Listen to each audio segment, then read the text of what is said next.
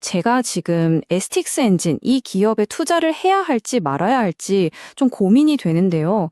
그래서 오늘은 일론 머스크가 즐겨 쓴다는 그 제일 원리 사고 방식으로 이 기업을 한번 제대로 파헤쳐 보려고 합니다. 이 기업의 진짜 속살은 과연 어떤 모습일까요? 보통 시장에서는 STX 엔진을 그냥 단순 하청업체라고 생각하죠. 그런데 정말 그게 다일까요? 만약 이 회사가 사실은 독자적인 기술, 그러니까 IP를 가진 숨겨진 강자라면 어떨까요? 오늘 우리는 이 전혀 다른 두 관점 사이에서 진짜 정답을 찾아 나서 보겠습니다. 우리가 쓸 분석 도구는 바로 제1원리 사고입니다. 시장에 떠도는 소문이나 오래된 편견 같은 건 전부 다 지워버리고요. 가장 기본적인 사실, 그러니까 더 이상은 쪼갤 수 없는 진실의 조각들만 가지고 이 기업을 맨 처음부터 다시 한번 조립해 보겠습니다. 자, 그럼 첫 번째 단계입니다. STX 엔진을 둘러싸고 있는 이 낡은 통념부터 시원하게 한번 부숴보겠습니다. 시장에 보는 그림은 왼쪽에 있는 것과 같아요. 그저 그런 하청업체라는 거죠. 하지만 제1원리 사고로 들여다본 진실은 오른쪽에 훨씬 가깝습니다. 독자적인 기술 IP를 가지고 엄청난 이익을 만들어내는 미래가 기대되는 플랫폼 기업으로 변하고 있다는 거죠. 이건 단순한 변화가 아니에요. 그냥 회사의 DNA 자체가 바뀌고 있는 겁니다.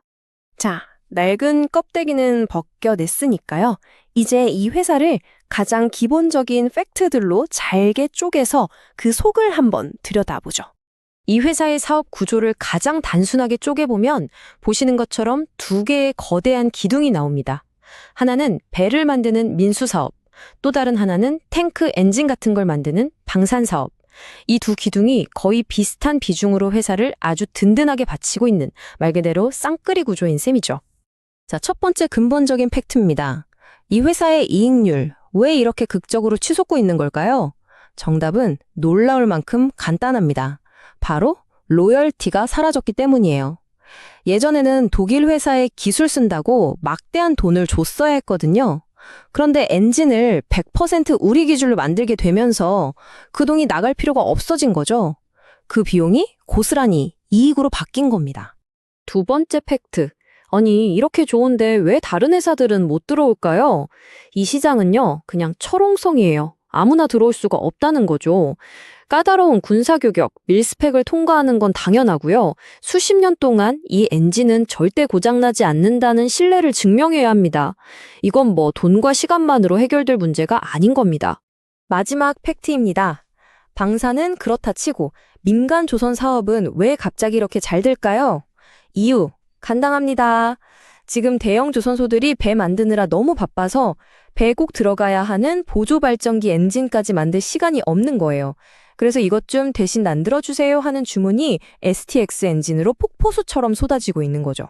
일종의 낙수 효과라고 할 수 있겠네요. 자, 그럼 이 회사를 힘차게 이끄는 두 개의 핵심 성장 엔진, 방산과 민수, 이걸 좀 더 깊숙이 들여다보겠습니다.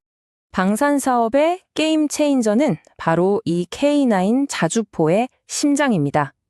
전 세계로 수출되는 이 명품 자주포의 엔진을 드디어 100% 우리 기술로 만들게 된 겁니다. 이제 더 이상 남의 심장을 빌려 쓰지 않아도 되는 시대가 온 거죠. 우리 기술, 즉 IP를 가졌다는 건 이 세 가지를 의미합니다. 첫째, 독일에 보내던 로열티가 사라지고요.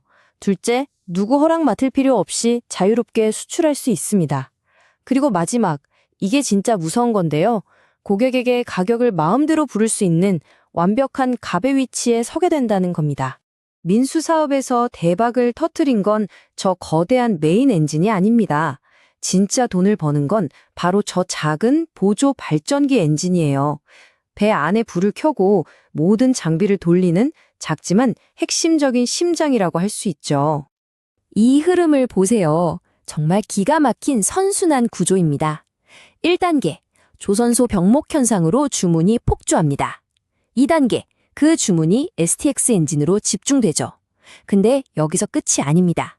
3단계, 환경 규제 때문에 그냥 엔진이 아니라 더 비싼 친환경 엔진으로 주문이 들어와요. 주문의 양과 질이 동시에 폭발하는 겁니다. 자, 지금까지 우리가 찾아낸 팩트들을 전부 모아서 이 회사의 새로운 정체성을 한번 조립해 보겠습니다. 이 회사는 더 이상 그냥 엔진 만드는 회사가 아니에요. 훨씬 더 강력한 무언가로 진화하고 있습니다. 이 회사가 진짜 돈을 버는 건 엔진을 턴업할 때가 아니에요. 진짜는 그 이후 30년 동안 이어지는 이 긴 꼴입니다. 프린터를 싸게 팔고 비싼 잉크로 돈을 버는 것과 똑같죠. 엔진이 한번 팔리면 수십 년간 부품을 교체하고 수리하는, 즉 MRO 사업으로 꾸준히 그리고 아주 높은 마진의 수익이 발생하는 구조인 겁니다. 한번 STX 엔진이 설치되면 고객은 30년 동안 다른 회사 부품을 쓸 수가 없어요. 완벽한 잠금 효과가 발생하는 거죠. 이건 마치 월세가 매달 꼬박꼬박 들어오는 건물처럼 예측 가능하고 안정적인 현금을 계속해서 만들어내는 아주 강력한 사업 모델입니다. 좋습니다. 이제 이 새로운 정체성을 바탕으로 최종 투자 결정을 내려볼 시간이죠. 그럼 이 새로운 정체성을 바탕으로 미래 가치를 계산해보면 어떨까요? 아주 보수적으로 잡아도요, 2028년 예상 이익의 시장 평균 정도의 가치, 그러니까 PER 15배만 적용해도 현재 주가보다 최소 50% 이상 오를 가능성이 있다는 계산이 나옵니다. 지금 보시는 이 차트의 보수적 목표치가 바로 그 얘기죠. 리스크를 따져봐도 흥미롭습니다.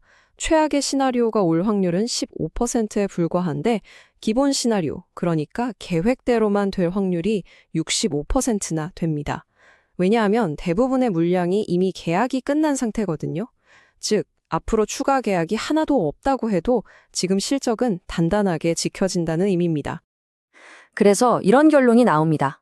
읽기는 어렵고 이길 땐 크게 이기는 완벽한 비대칭적 베팅. 이미 확보된 계약 물량이 주가가 떨어지는 걸 막아주는 안전 방패 역할을 하고 만약에 새로운 대형 계약이라도 터진다면 위로는 한계 없이 열려있는 구조인 거죠. 제1원리 사고로 분석해본 STX 엔진의 최종 모습입니다. 시장의 낡은 통념이라는 껍질을 깨고 보니까 그 안에는 독자적인 기술이라는 새로운 심장이 뛰고 있었습니다. 이 심장 박동이 이 기업을 과연 어디까지 데려갈지 이제 여러분이 직접 판단해 보시기 바랍니다.